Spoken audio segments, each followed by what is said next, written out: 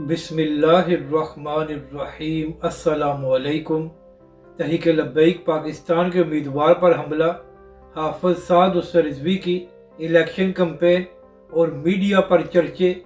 इस वीडियो में हम इसी के मुतालिक बात करेंगे। नाजरीन अकरम, शेखुपुरा N115 में तहरीक लब्बैक पाकिस्तान के उम्मीदवार जफर वरक साहब तहरीक लब्बैक के कारकुनों के हमरा door to door election campaign कर रहे थे कि चंद शरपसंदों ने फायरिंग शुरू कर दी। मगर नाजरीन कराम, अच्छी खबर यह है कि तहरीक लब्बैक के उम्मीदवार और कारकुन मुकम्मल तौर पर महफूज रहे हैं। अभी नाजरीन कराम, 2 दिन पहले की बात है कि नवाबशाह में भी तहरीक लब्बैक पाकिस्तान के कारकुनों पर फायरिंग की गई थी, जिसकी वजह से एक तहरीक लब्बैक पाकिस्तान का कारकुन शहीद हो गया था और बहुत से कारकुन जख्मी हो गए थे।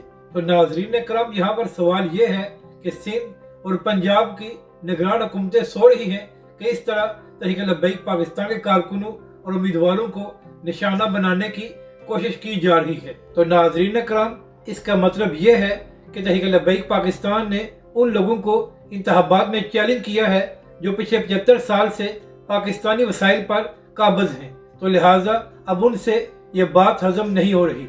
जबकि दूसरी जानब तहरीक लब्बैक के अमीर हाफिज साद उसर रिजवी पंजाब के शहरों में इलेक्शन कैंपेन चला रहे हैं।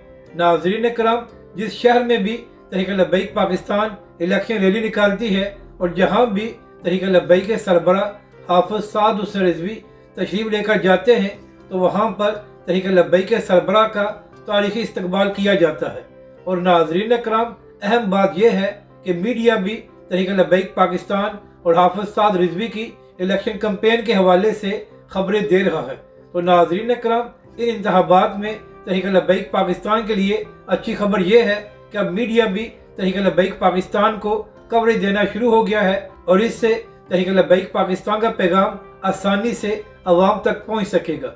अपनी राय का ज़रूर इजहार करें कि आपको ये वीडियो कैसी लगी और हमारे इस चैनल को भी सब्सक्राइब करें।